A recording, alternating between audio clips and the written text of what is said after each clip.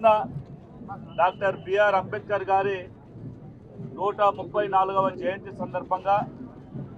ఈరోజు తెలుగుదేశం పార్టీ ఆధ్వర్యంలో స్థానిక శాసనసభ్యులు సోదరులు దగ్గుపాటి వెంకటేశ్వర ప్రసాద్ గారు, జిల్లా పార్టీ అధ్యక్షులు వెంకటశివుడి యాదవ్ గారితో పాటు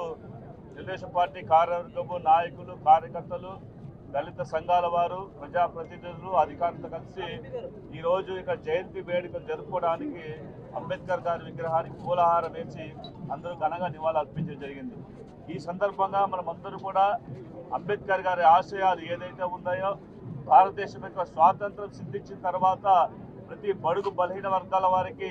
అణగారిన వర్గాల వారికి అందరికీ న్యాయం జరగాలన్నటువంటి లక్ష్యంతో రిజర్వేషన్ సౌకర్యం కల్పించి తద్వారా భారతదేశంలో ఉన్నటువంటి అత్యున్నత స్థానంలో ఉన్నటువంటి అత్యున్నత వర్గాల వారితో సమానంగా ఎదగాలన్న లక్ష్యంతో ఈరోజు భారత రాజ్యాంగాన్ని తీసుకొచ్చి మనందరికీ కూడా ఒక దిశ నిర్దేశించిన వ్యక్తిగా మనమందరూ కూడా ఆయన ఆశయాలు కొనసాగించేలాగా ఈరోజు ఒక ప్రతినపోని మనమందరూ కూడా భారతదేశ సార్వభౌమత్వాన్ని కాపాడుకుంటూ ఈ భారతదేశంలో ఉన్నటువంటి సమాజంలో ప్రతి ఒక్కరు కూడా కలిసిమెలిసి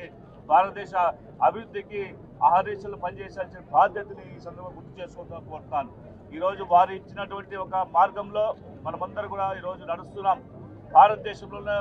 అత్యంత ప్రధానమైనటువంటి పార్లమెంటు ఆవరణలో అంబేద్కర్ గారి విగ్రహానికి భారత రాష్ట్రపతి గారు, అదేవిధంగా భారత ప్రధానమంత్రి గారు, ప్రధాన రాజకీయ పార్టీల వారు అందరూ కలిసి అక్కడ నివాళులు అర్పించడం అనేది ఒక ఆనవాయితీగా రావడమే చరిత్రలో ఆయనకు ఒక్కరికే దక్కింది. కాబట్టి అలాంటి స్ఫూర్తిదాత యొక్క ఆశయాలను అందరూ కొనసాగించాల్సిందిగా ఈ సందర్భంగా కోరుకుంటూ అందరికీ కూడా ఈరోజు అంబేద్కర్ గారి జయంతి శుభాకాంక్షలు చేసుకుంటూ వారి పవిత్ర ఆత్మకి భగవంతుడు శాంతి చేకూర్చాలని